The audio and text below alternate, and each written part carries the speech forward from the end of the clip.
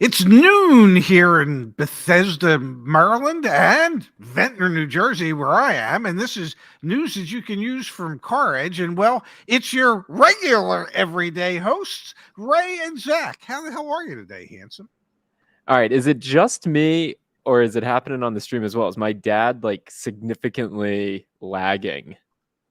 Oh, is that dude, you're like talking, but your Yeah. lips move so much afterwards. Is that on my end, folks, or is that on your end? We are back. Nothing has changed. The technical difficulties continue to Yes. persist. Yeah, man. Okay, I need to see it in the chat. Well, thank you everyone for welcoming us back. We are well rested today, Yes. that's for sure. Yes, not necessarily well tanned, but well rested. I can tell you that as a group, we probably went through 5 pounds of suntan lotion and skin protection, but it was well worth all of it. All right, everyone, thank you for letting me know it's on my end. I'm going to do a refresh here in a quick second, but first I will cue my dad up with what we are talking about today. Car dealers, Pops, they are quitting and they are closing. We covered a few months ago American Car Center, an Yes. incredible dealership group in the subprime space. They closed their doors. Well, just last week, while you and I were on vacation, we had another 39 dealership location group, US Auto Sales, shutter their doors as well. Yes. Seems like the market is changing and dealers are getting out of the business. I'm going to do a quick refresh. You let the folks know what's going through your head. Well, some dealers are quitting the business, and in some cases, things they are a changing. When U.S. Auto Sales said that they were closing, their initial statement was that they would be closing for 48 hours, and that was about a week ago. And so what I did is I went to their website today, and lo and behold, there's a notice up that they're closed, and they hope to reopen shortly. They don't have a time frame. I did send what's that thing called when you print screen? I did send that to Zach. Yeah, it's they're basically a subprime seller. Good credit, bad credit doesn't matter. They're still uh, taking care of the financing end of things. That hasn't closed business yet. So if you finance through them, you still have to make your car payments, and they'll still service those loans. But who knows if they'll ever come back into business. Yeah, Pops, I want to do a little bit of an experiment. I love to do this live on the show. So what Yes. I'd like to do, Dad, is let's try and piece together what could have possibly gone wrong over at US Auto Sales. So let me share their website on the screen. All right, so here we go. We're on US Yes. Auto Sales, and let's look at Dad.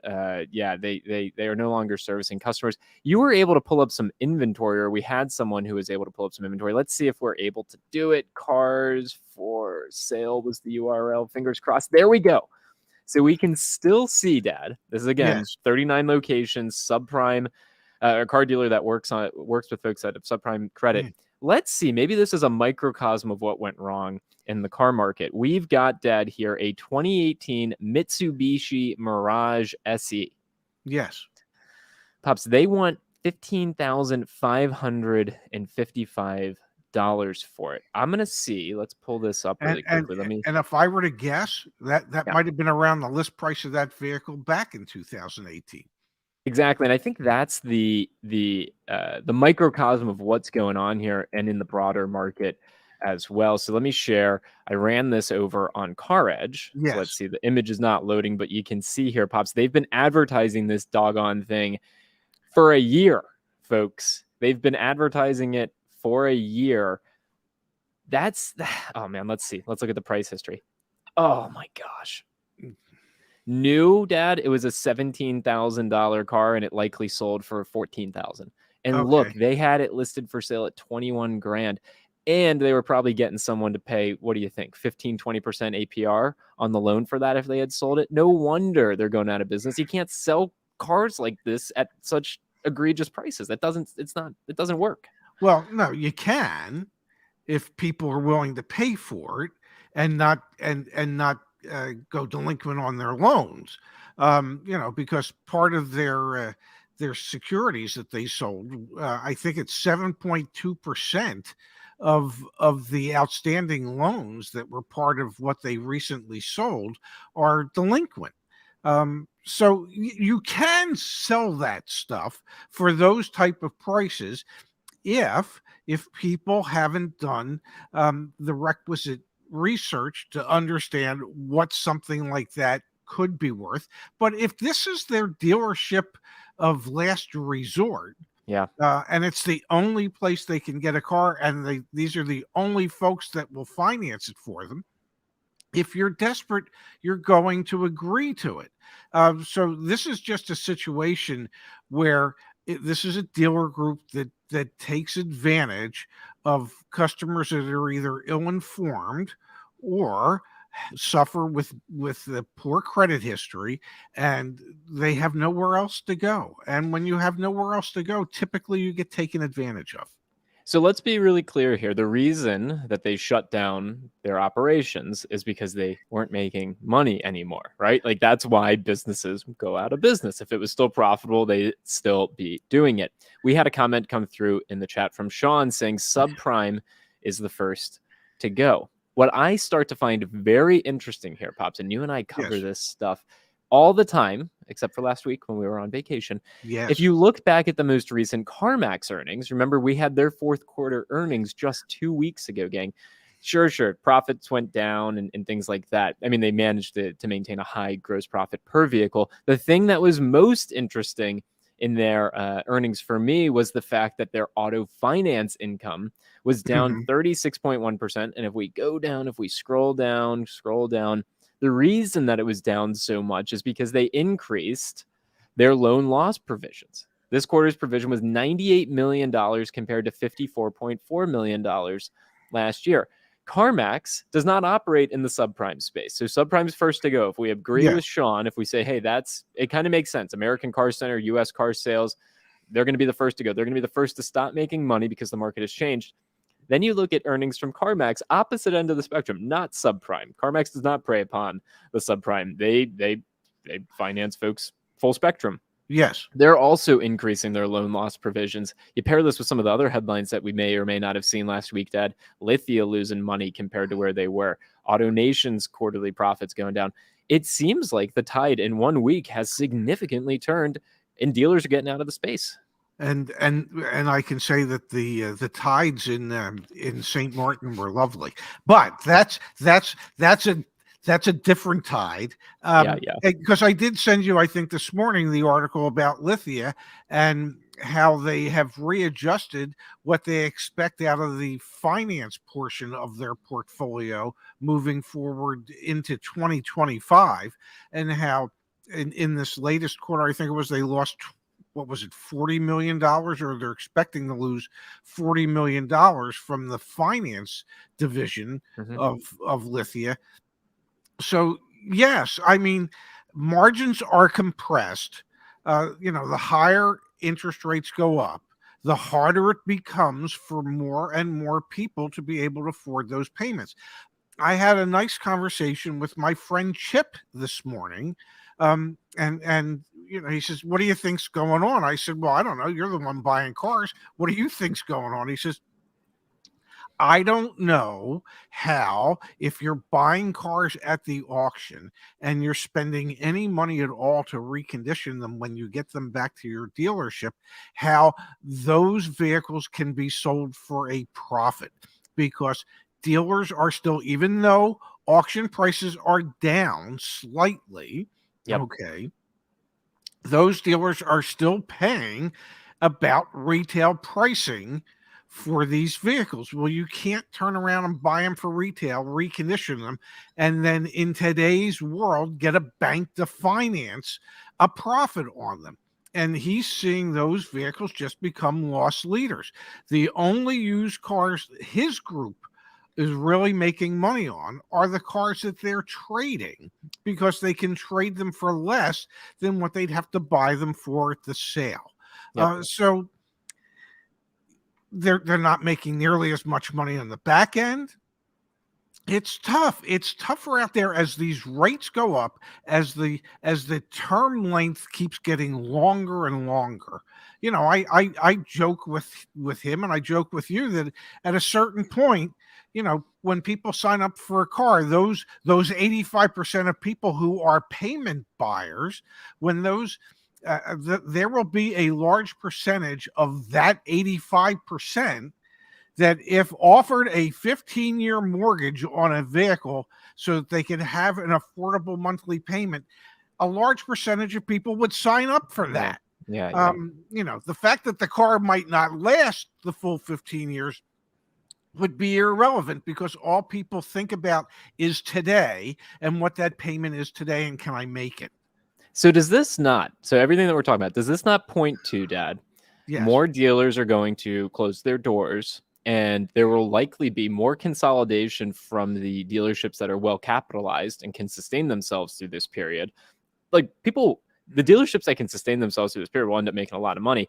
But my point more or less is, as consumers, we should expect, I think, the remainder of this year to be fairly painful on the business side, the dealer side. And that should lead to a transition in the market from how it's been for the past really 3 years, with some exceptions. There have been pockets, like a few months at a time, where it's been a buyer's market. Mm-hmm. But more or less, it has been a seller's market for 3 years now. It seems like it will inevitably, or it already is, turning into a bit of a buyer's market. And the dealership groups that come out on top from this will be those that were well capitalized and those that will do consolidation. And I'm thinking of the AutoNations, the Lithios, the big publics, which has been a trend that we've seen for a long time. I guess a final note on that would be, I would imagine some of your smaller independent dealers are going to be great places to get deals sometime soon, because they're either going to be going out of business, liquidating inventory, or getting bought up. They might be willing to make a deal. Like, that's the rationale going through my mind. What do you think? Well, I think it's obviously, in any business, if you're not well capitalized, then you don't stand a real good chance of surviving. And so those that have the capital to support their businesses when things slow down, and I know, we read the comments all the time, and people are saying the prices are still ridiculously high, and they are in many cases. And there are still certain products that there's a short supply of. But we are seeing a price reduction in what's being asked for some of the used cars. Not a significant reduction. Not, if we see a 4 or 5% price reduction in what's being asked for these used cars, when we saw a 50% increase in their asking prices, well, a 5% decrease doesn't amount to much. What we need to see is a 20 or 25% decrease in those prices. But we are seeing some downward movement on the asking prices. We're seeing some downward movement on the wholesale values that are being paid for these vehicles at the auctions. Yeah. But it's minimal in comparison to what it is that we really need to see. But having said that, that doesn't mean that a dealer that's been sitting on something for 60, 75, 90 days and paying floor plan interest on it wouldn't be motivated to take less than what their asking price is today. I would think today and moving forward that there should be a little more negotiability when it comes to making offers on either new or used cars. And when I say new, it's some new cars. I mean, you're not going into a Toyota dealer that, nationally they have a 20-day supply of cars. And you're not going to negotiate any great deals on a Toyota. But if you went to a Ram dealer or a Buick dealer, I mean, Buick has about, you ready for this? 3 million days supply. About 115 days supply, okay, which is like pre-pandemic level of supply. So there are some brands out there that even on the new car side, you would be able to get significant savings. I believe our car coaches have said when it comes to like Ram products, it's like you can get about 15% off. Yeah. If Okay. you're not, you're doing it wrong. Well, if you're not watching our channel, and you're just overpaying. So, but it depends on the product. But I think, and this is probably going to cost me a steak dinner. Uh, I think we should continue to see some downward pressure on pricing because we know that new car sales have been flat or stagnant, other than an increase in fleet sales. We know that the cost of holding inventory keeps going up. We know that there are fewer and fewer people who will allow themselves to be in the market for vehicles. We know all that. I mean, everybody we talk to will tell us that. So you should be able to extrapolate from that the thinking that at a certain point in time, dealers are going to panic, or as my area vice president used to say, if the customer hasn't said yes yet, you just haven't dropped the price low enough. And that's how dealers think, when it comes time to moving cars. It's like, well, we just have to keep lowering the price. So you would think, I don't know what's going to happen, but you would think normally in the past, as these type of factors kept adding up, that dealers would certainly become much more motivated in how they are willing to negotiate a car deal. And that, as I said, could cost me a steak dinner. The X factor here is what the OEM does. Really, that'll be the story for the remainder of this year. Because if you fill a dealership's lot up with cars, they are going to lower prices and try and make money on the back end. That's how it works. That's how it will work. That's how it's all. That's fine. The X factor here is, do OEMs who make money by selling the cars to the dealerships, the OEMs actually, it costs them money when cars get sold to customers because the warranty work and everything, right?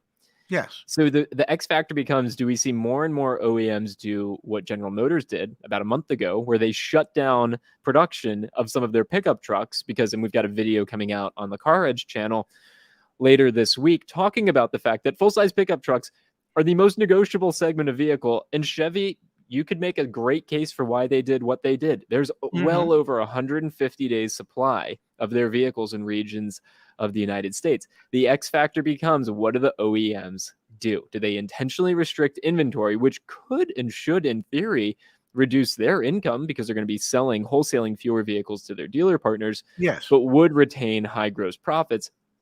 Or do they go back to what they've always done, which is they get as many cars onto dealers' lots? He used to tell me stories at Audi all the time. Audi was one of the worst. You never made money selling an Audi on the front end. You made money at the end of the month when you hit your volume incentive. And you know what? We're already starting to see it, Dad. I've got data for GM, their upcoming earnings.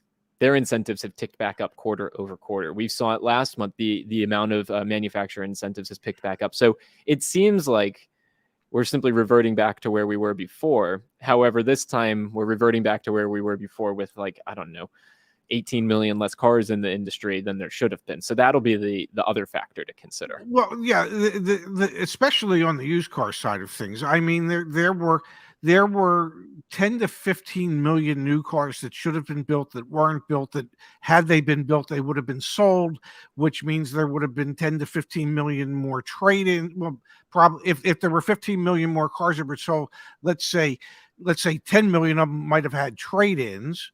And so that's 10 million trade-ins that didn't make it into the market. So that feeds into the used car shortage that we see today.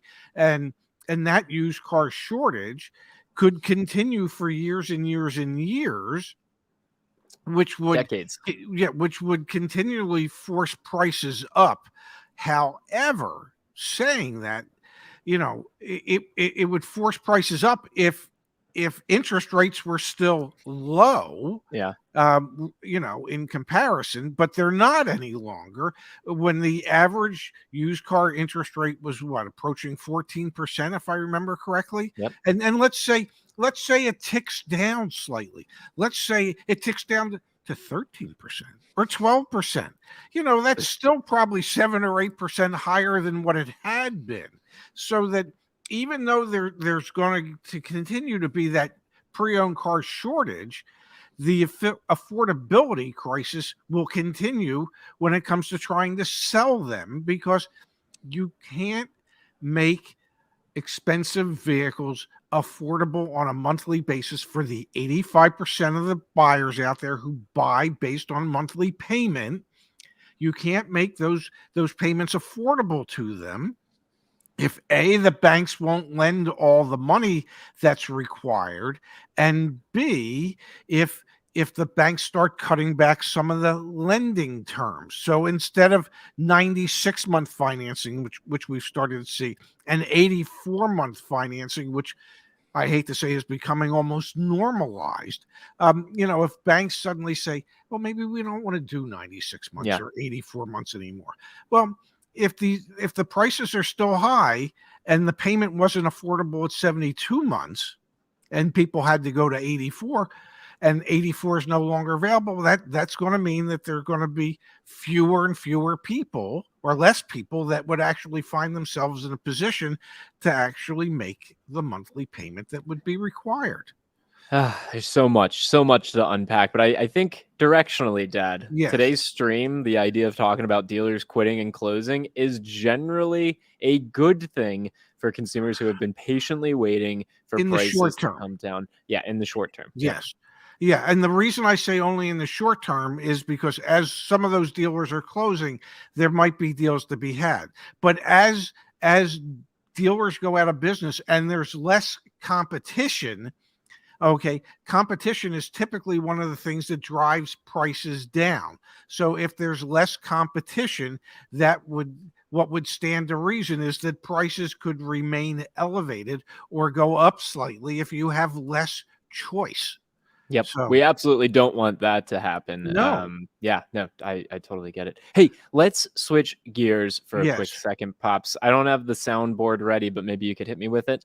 Really? You got to be kidding me! On my first day back? All right, so if you're not following over on Twitter, I am at Chefska.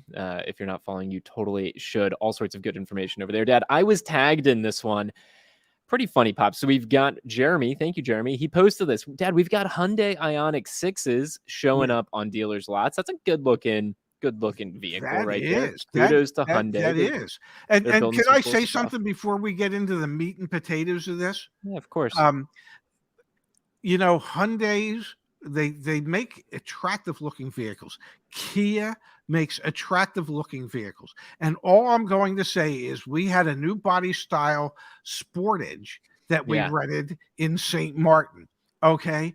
And I know three-legged dogs that move faster than that Sportage could.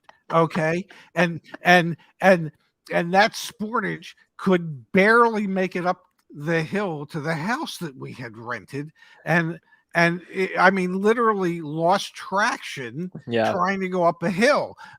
It was from the outside a very attractive looking vehicle, much like that Ioniq 6. Okay, but it was a three-legged dog when you actually drove the thing. I just needed to say that. I apologize now. Thank you for making everyone aware. Now, here's the deal, Dad. If you're Yes. unfamiliar, the Ioniq 6, just like its cousin, the Ioniq 5, they are electric vehicles. Well, that Yeah. is not stopping this dealership, Dad, from, of course, adding additional dealer markup. I mean, Of that's just what course. you do at a Yeah. Hyundai dealership. But if you see there, Dad, the full tank of gas Is on your free. Ioniq 6 is free.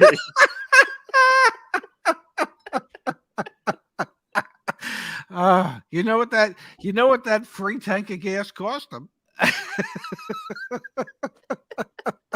Oh my God. That is akin to that other vehicle that we saw, Yeah, that Bolt, the Bolt, Chevy Bolt. Yeah. for the catalytic converter Yeah. protection plan that they have. Doesn't have a catalytic converter. Yeah, that's pretty. That free tank of gas. So I guess what that means, if it were Huh. me, being the kind of ass that I am, Yeah, yeah. I would show up with my other vehicle that is a gas vehicle and ask him, well, since you can't put it in the Ioniq 6, would you just fill up my other car for me? Goodness gracious. Now I got to give him props, Dad. I got to give him props. $40 for a pinstripe is $40 for nitrogen is one of the That's best cheap for deals I've nitrogen. seen on Yeah, nitrogen tire yeah, film. yeah. But the free full tank of Oh, gas, yeah, that gosh. I understand that those are pre-printed addendum labels that they had made up, but you'd think they'd make up different ones for their electric vehicles. You when you were in the industry, I mean, you were in Arizona. This was in a time where there was no such concept of additional dealer markup, so that didn't stop sales managers from adding things to vehicles. It was just a way to increase Yeah. gross profit. So you used to share with me that you would add like a desert package to your Yes. cars, and Yes. so look at the name of the line item that we skipped, the Coastal Environmental Protection Package for a cool Yes. $1,000. What does that even mean, man? Coastal Environmental Protection Package. This is Um, in Myrtle Beach, South Carolina, so I guess that's the connection. But it's always funny to me how they do yes. that. Yes. It's there's I did work at a time in the industry, I want to say in the 80s, when Hondas were really hot and Nissans were not. Okay, and I ran a Nissan store, Okay. and a friend of the owner had the Honda store in town, the local Honda. This was the weirdest combination of dealerships. Okay, this was all under one roof. It was Honda, Oldsmobile, and BMW. Now, how those three brands could possibly go together, I have no idea. Okay, but on the at the Honda store, literally, they were charging ADM back in the 80s on Wow. some of the Honda product, and on the Nissan product, we were begging you to take the damn thing. But even on our product, I mean, we had an addendum label for hand painted pinstripes and initials, Yeah. body side moldings, and door edge guards. And I used to tell people, especially for the hand painted pinstripe and initials, that if they argued with me any longer that over the price, then I was going to pick the initials that were going to go on the car, and they were going to be painted on. They were going to stay there for a very, very long time. And I hope you like the initials RAS, because those would be the initials that were going to get painted on your car. Okay. Yeah. Yeah, I hear you. This is why, by the way, we talk a lot about factory ordering vehicles on Yes. the RO for the PDI. No add-ons on the repair Yes. order for the pre-delivery inspection, because the pre-delivery inspection is when sales managers will add stuff to cars. And again, if it's taxable, it's negotiable. So you would have Yes. customers negotiate with you back then. Those same customers need to negotiate now. It is taxable. It is negotiable. I used to, when I ran the Acura dealership in North Scottsdale, I used to always add equipment to cars, but I also understood that I could never allow any additional equipment like body side moldings or whatever. I couldn't allow that to prevent me from making a car deal. That because I, as the sales manager, chose to add it to the car prior to the customer ever coming in saying they wanted it or didn't want it. And I mean, if push came to shove and somebody said, I'm not paying for body side moldings, even though they're already on the car, I would take I wouldn't take the moldings off. I couldn't, but I would take the price of the moldings. I did charge one guy. I said, I'll take half the price off. And if somebody opens a car door into yours and you don't get a ding in your car door because the body side molding worked, I want you to come back and pay me the other half. I never saw him again. Yeah. For sure, for sure. Hey, so let's switch gears here for a quick Yes. second. We were away last week. My dad took the family. It was really, really beautiful to St. Martin. It was a really sentimental trip. It's where you, Dad, actually honeymooned with Yes. your wife, my Yes. mom, Yes. 39 years ago. So if it's okay with you, Pops, pull up a couple pictures on the screen. Yes. And also a huge thank you to everyone that tuned in last week. A huge thank you to Justin, James, and Mario, and Phil, and who else was on? Kimberly was on. Kimberly. Yeah. Justice, James, Justin, the whole team, everyone that participated. Catherine was on Mario. a show. Yeah. Everyone was on a show. Catherine, Thank you. Mario. Thank you Yeah. to everyone. Yes. Thank you. Thank you. Thank you. Yes. Let's do a quick, we'll come back here in just a second. Yeah. Here's a photo of all of us at Bay Rouge, which was the Yes. beach that my dad used to hang out at 40 years ago with my mom. It was a Well, super cool 39 experience. years ago. And I will say this on air. And this was when I walked down to show that beach. We walked down the steps and I went to show the beach to your sister. And, I looked to the right, which is where the rocks were and everything. And that was where Mom and I used to hang out, because the house we rented back then for our honeymoon was like a 3 or 4 minute walk. At that time, it was down a dirt road. Today they're paved.